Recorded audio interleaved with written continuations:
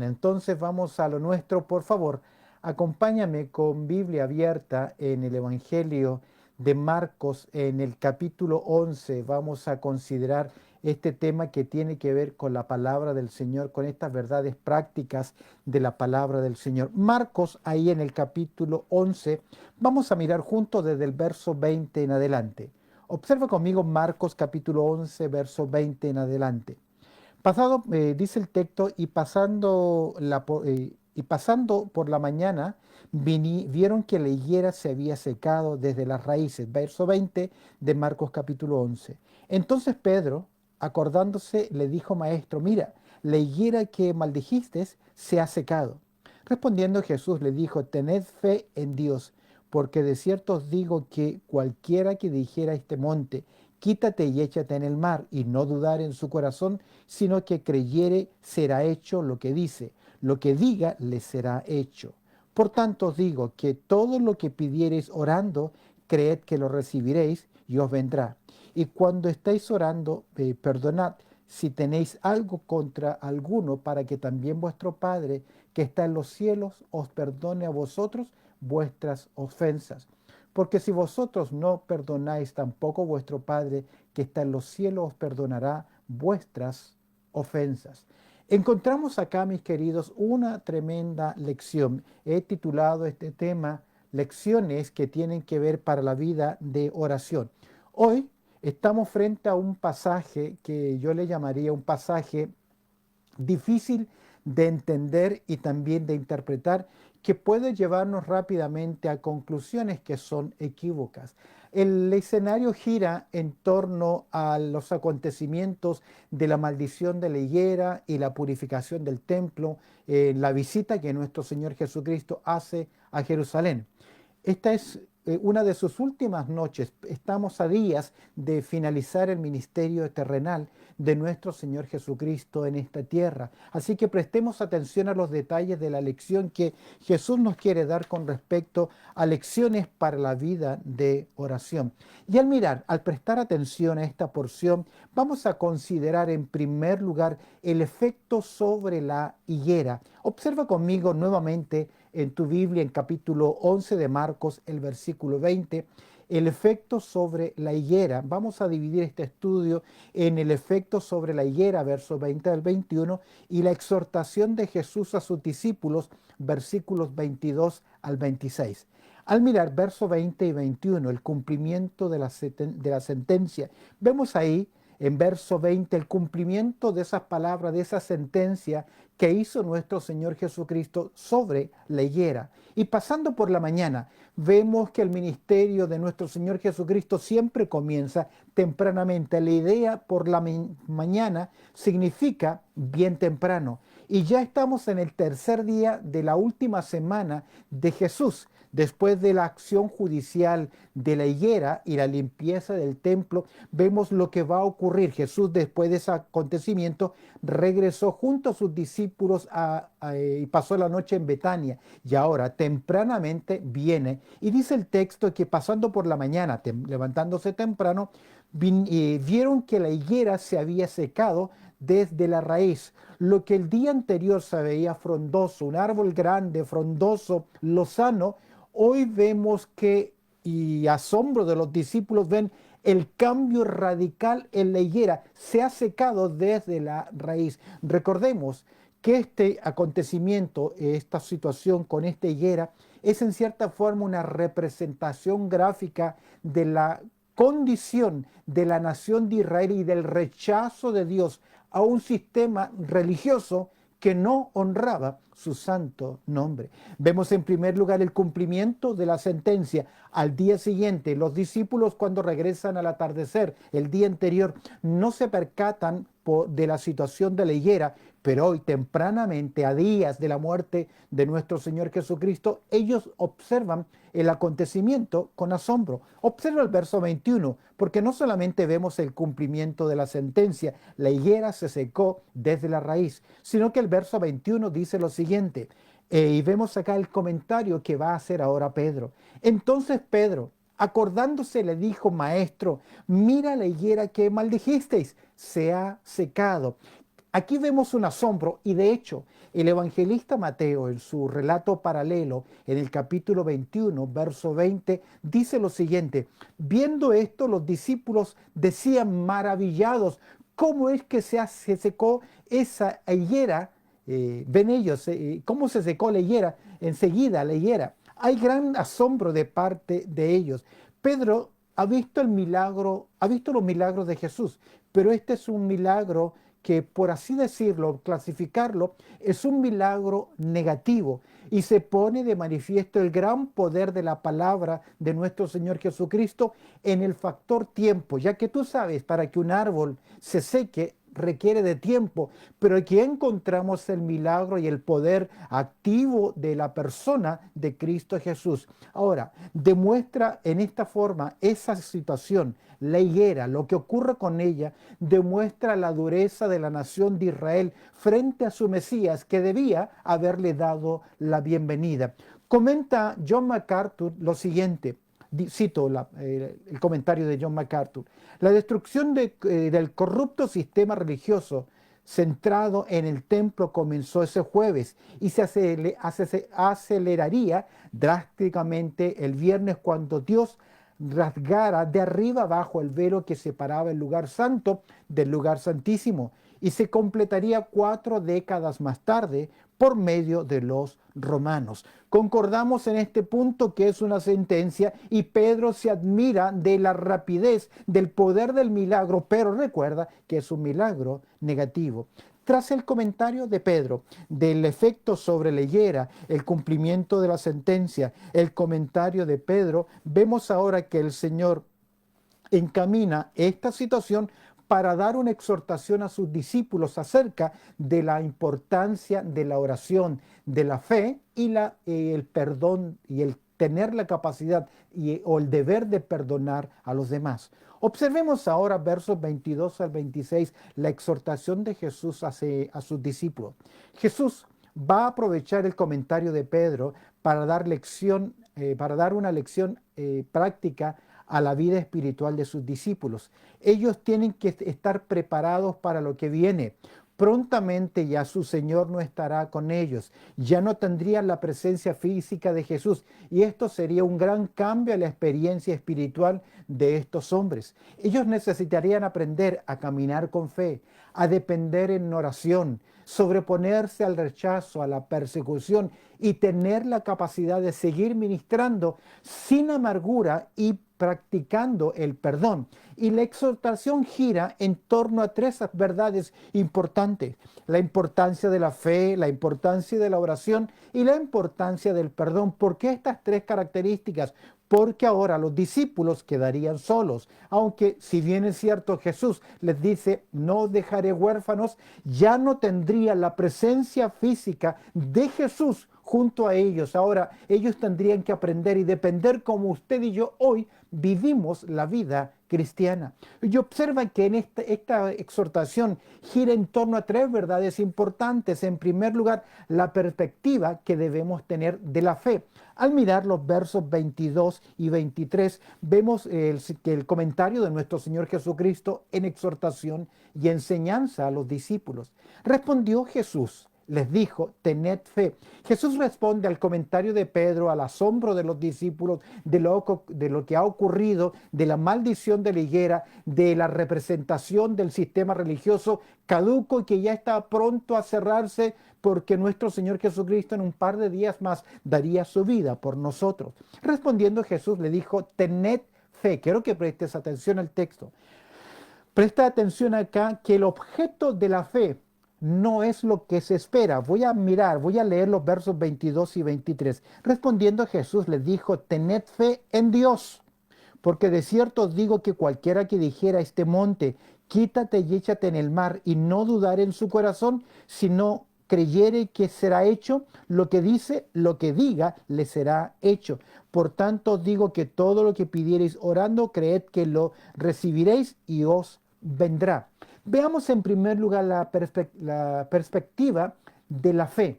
Aquí se nos presenta a la fe. Presta atención que el objeto de la fe, lo que mira la fe, no es lo que se espera, no es lo que se anticipa. como algunos quieren enseñarnos con respecto a yo declaro y confieso con fe algo, lo declaro y ya tiene que ocurrir.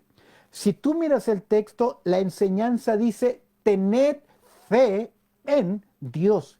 Nuestra fe, nuestra confianza y nuestra mirada debe estar puesta en la persona de Dios, no en lo que queremos obtener. MacArthur dice lo siguiente, la fe en sí no tiene poder, simplemente accede la fe al poder de Dios.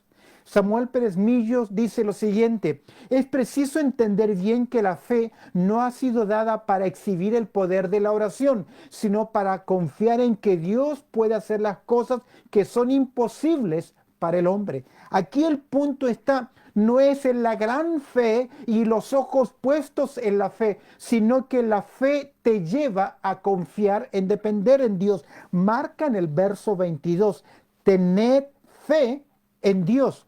Luego el Señor va a presentar un caso interesante, verso 23, porque de cierto os digo que cualquiera que dijera a este monte, quítate y échate en el mar, y no dudare, y nuevamente encontramos acá, no dudar, otra palabra interesante, no dudar en su corazón, y luego si no creyera que será hecho lo que dice, lo que diga le será hecho. Este texto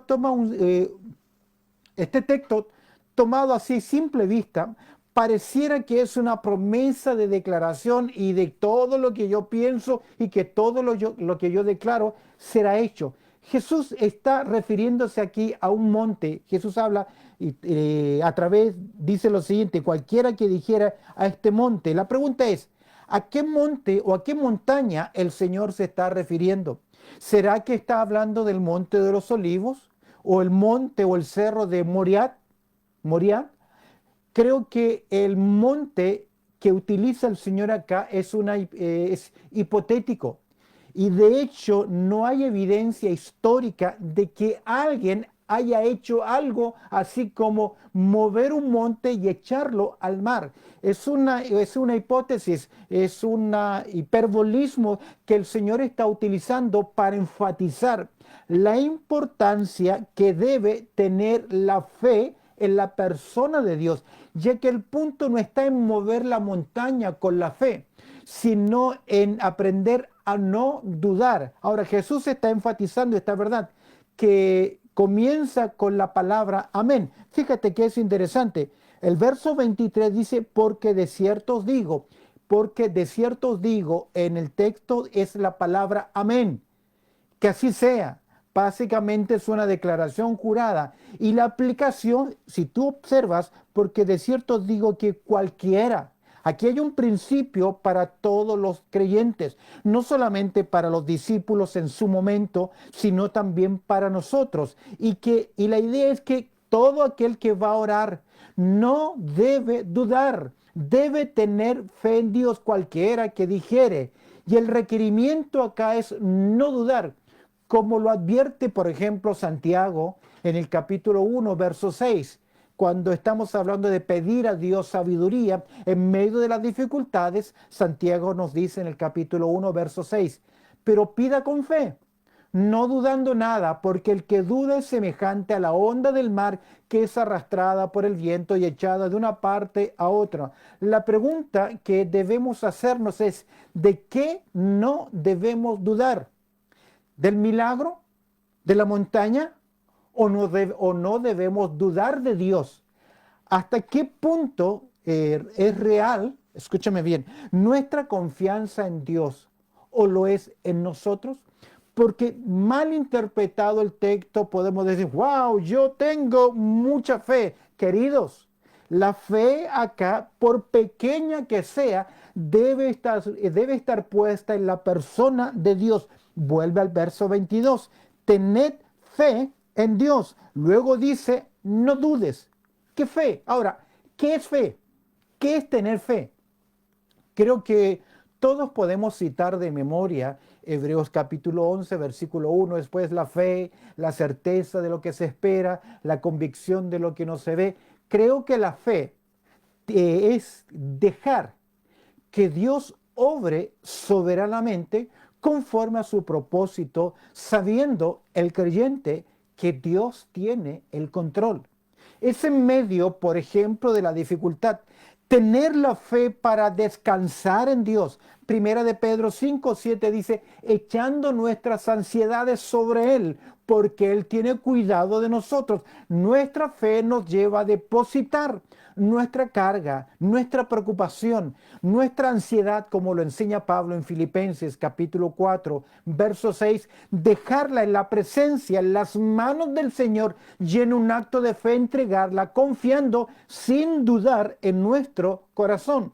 Observa acá esta exhortación de Jesús, porque en primer lugar nos hace ver la perspectiva de la fe. La fe acá no es en el milagro, no es en el acontecimiento, ni en la gran montaña. Jesús lo ilustra para decir, ten fe en Dios, no dudes. Confía cuando oras, confía cuando oras, confía cuando entregas tu carga, confía cuando prestas tu necesidad, confía cuando dependes del Señor, porque ahora el Señor nos lleva a la segunda lección práctica. Primero la perspectiva de la fe, ahora en verso 24 es la prioridad de la oración.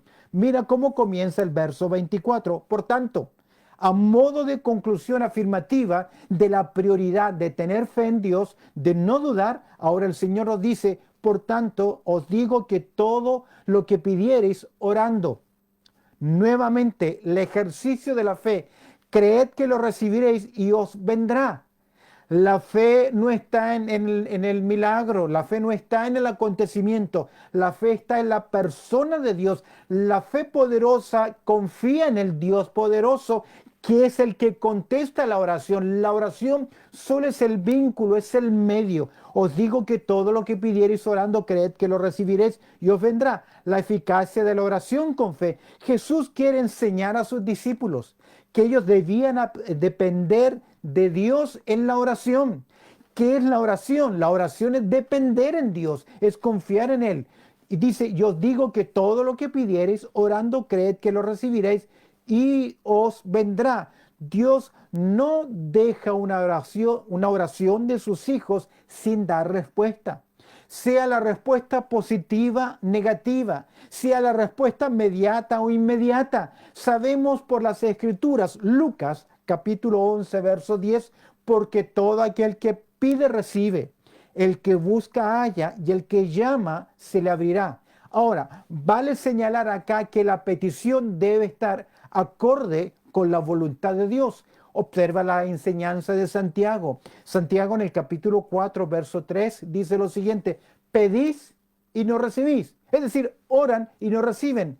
Y Santiago da la respuesta, porque pedís mal para gastar en vuestros deleites. Normalmente, muchas de nuestras oraciones solo están centradas en el yo, en mí, en lo que yo quiero. Mi casa, mis decisiones, mi trabajo, mis hijos, lo mío y lo mío. Y nos olvidamos que la oración y que la fe tienen que estar centradas en Dios. Es por eso que Santiago dice, piden y no reciben. ¿Por qué? Porque piden mal. Ahora Juan agrega algo interesante en su epístola.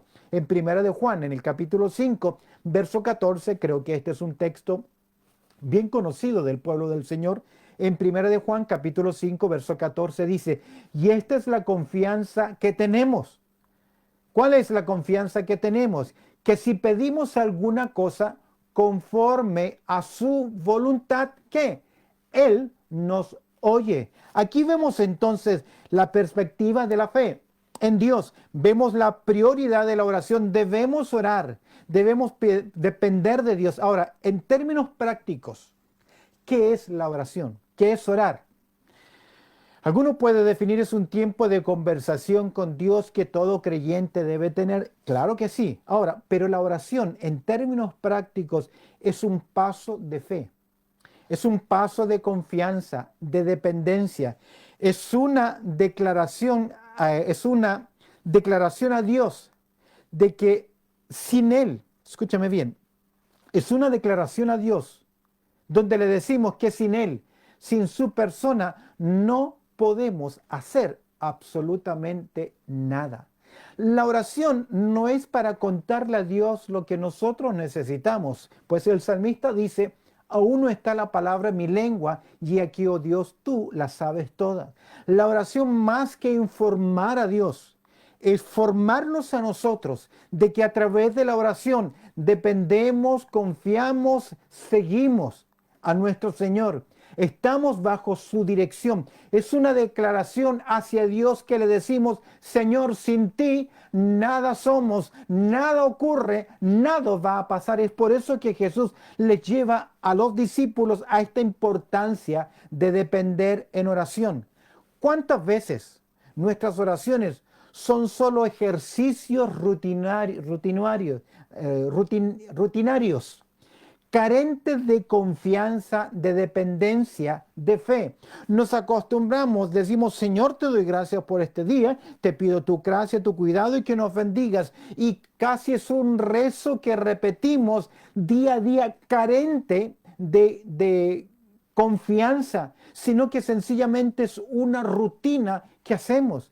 A veces lo observo: oh, ya nos sirvieron un alimento, hay que orar, ya hay que orar. Seguro que hay que orar, pero a veces es solo una rutina y carece de confianza, de dependencia, de entrega, de depender del Señor. No sé si logro explicar. Jesús le está enseñando que el objeto de la fe de los discípulos, más que lo que se pide, es Dios. Tened fe en Dios y no duden. Segundo lugar, les lleva al Señor a tener con esa fe oración. La oración es entregar nuestra necesidad, nuestra carga, confiar en Él, sabiendo que Él tiene cuidado y que al presentar nuestra necesidad debemos confiar que Dios tiene ese cuidado. Y aquí encontramos: los discípulos tendrían que aprender a caminar con fe y en oración.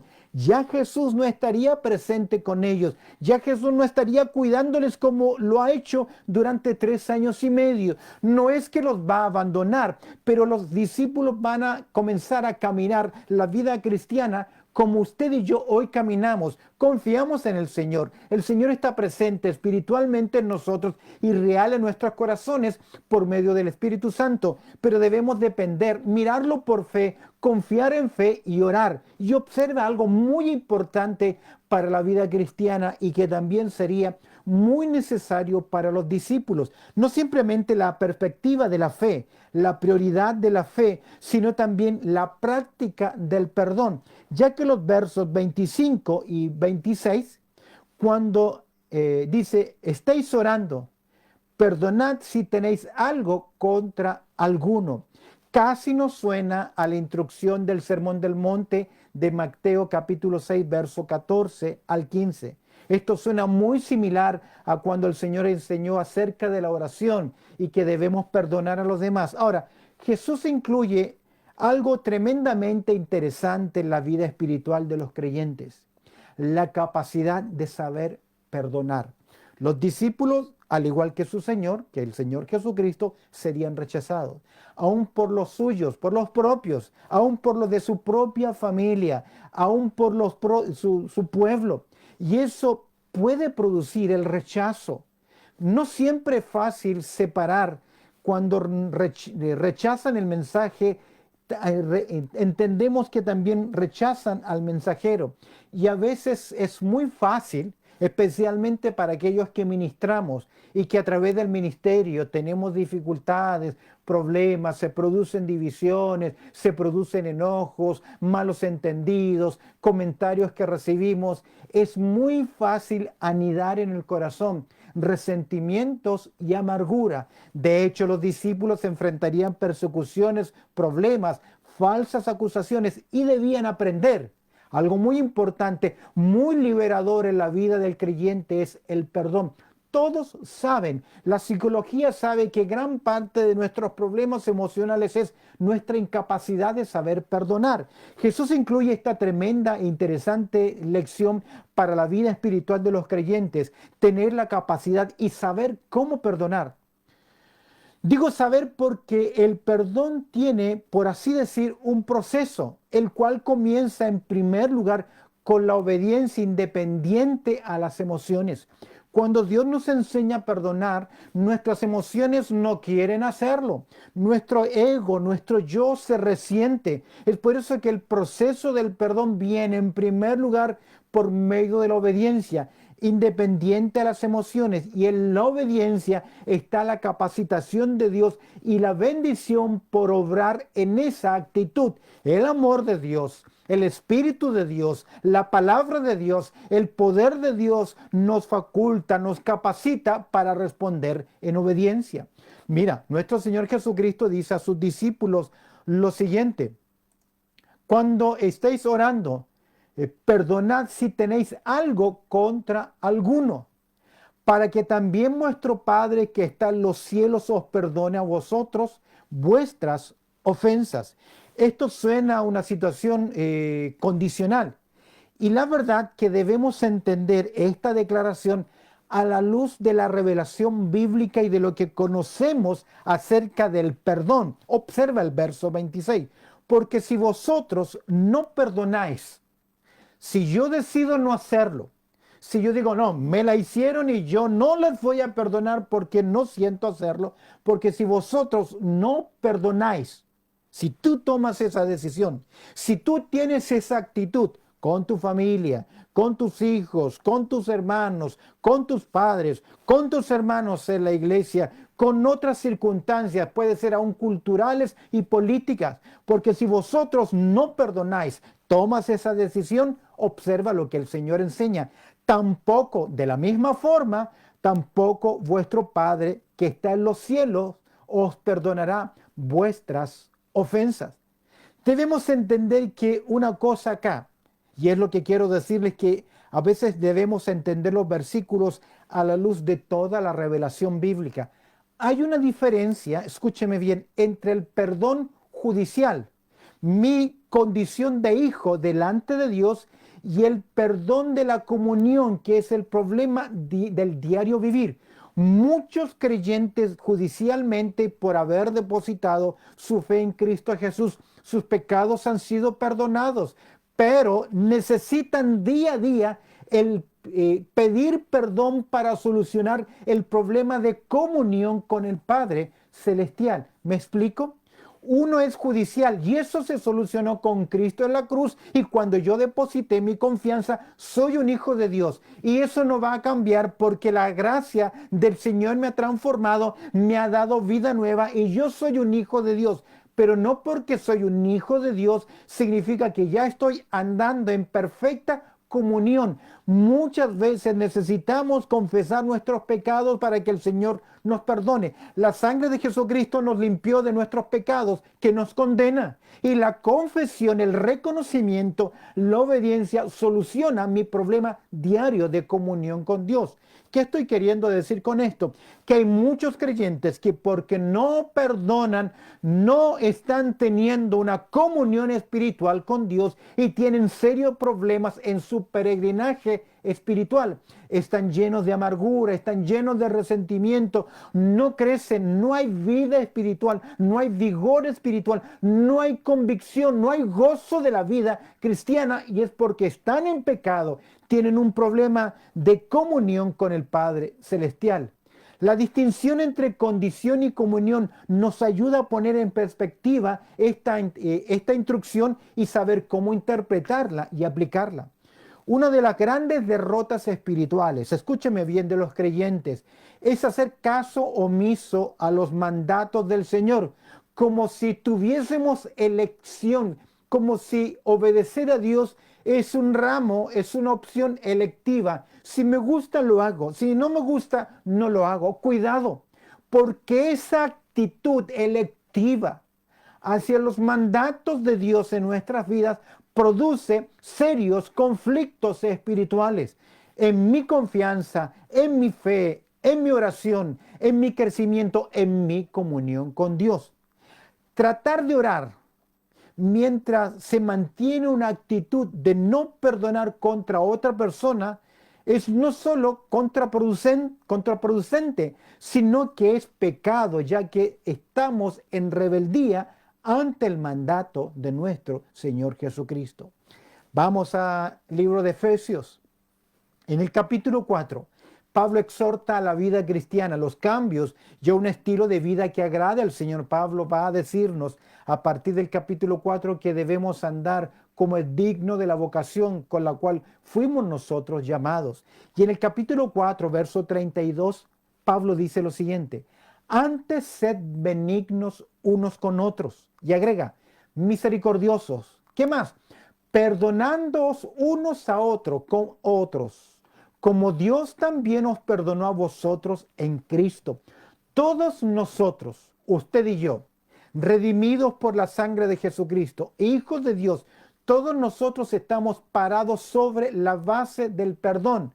No tenemos la opción de no perdonar a los demás, ya que debemos tratar a los demás como Dios nos ha tratado a nosotros. Dice Pablo, como Dios también os perdonó a vosotros en Cristo Jesús.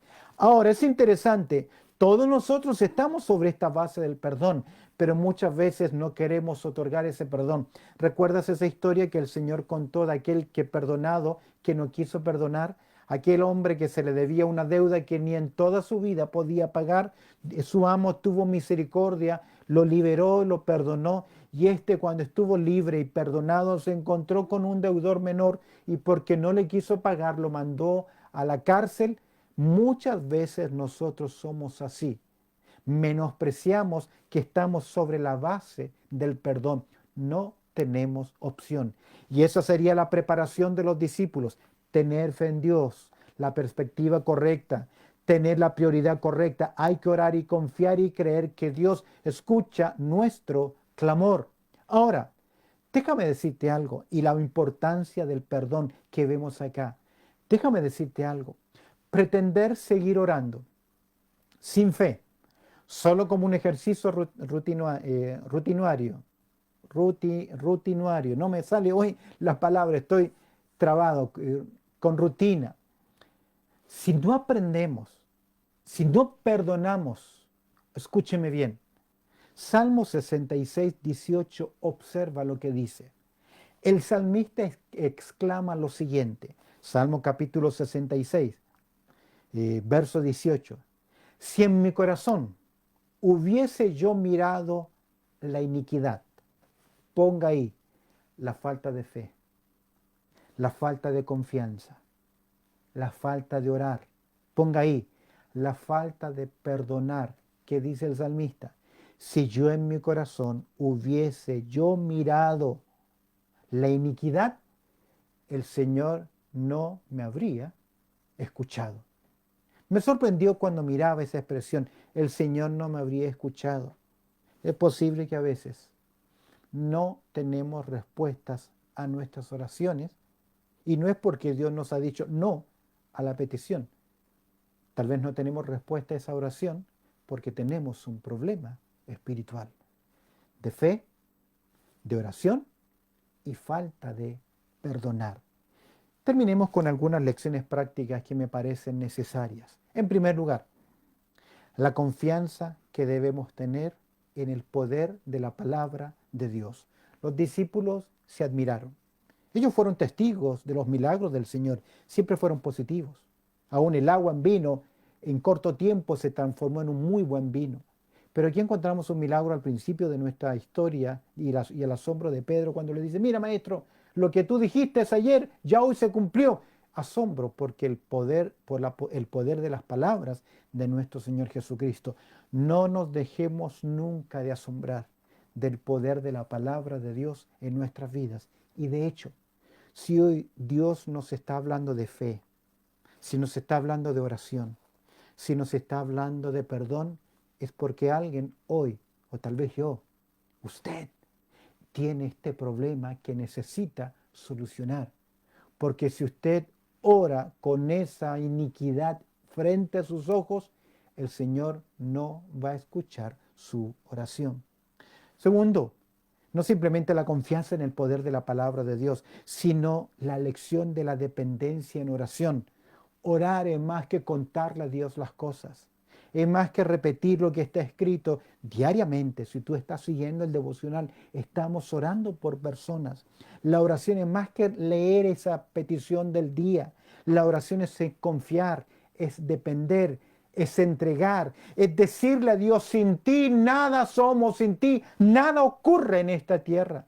La fe, algo muy importante, nos lleva a que no debemos dudar de la persona de Dios, del cuidado que Dios tiene de nosotros. Siempre debemos buscar la dirección de Dios en nuestras peticiones. Recuerda que Santiago nos dice, pedimos y no recibimos porque lo estamos haciendo mal. Autorreflexión, autoanálisis, meditar en nuestros caminos, meditar en las enseñanzas de la palabra de Dios. Y si nos hemos equivocado, si no estamos perdonando, decide hoy perdonar antes que vengan y te pidan perdón. La decisión se toma antes, no después. Tenga usted ese corazón dispuesto a hacerlo, porque de esta forma estaremos obedeciendo la palabra del Señor. Lecciones para la vida de oración. Acompáñame en oración. Bendito Padre Celestial, te agradecemos por tu amor y también por tu cuidado, por darnos esta interesante lección de vida cristiana práctica, de andar cristiano. Confiamos en tu palabra y en tus promesas y nos entregamos a ella. Oramos, Señor, pidiendo tu gracia y tu bendición. Añade, Señor, la aplicación práctica a nuestras vidas. Y si hoy en tu soberanía nos has permitido enseñarnos sobre estas tres verdades importantes para estas lecciones, para la vida de oración, que podamos tener esa fe centrada en tu persona, que podamos practicar la oración continuamente, que aprendamos también a depender y saber perdonar, para que también, Señor, no tengamos estorbo o que afecte nuestra comunión contigo, buen Padre Celestial. Añade tu bendición a lo que hemos considerado en el día de hoy, pues oramos dándote muchas gracias a través del precioso nombre de Cristo Jesús. Amén y amén.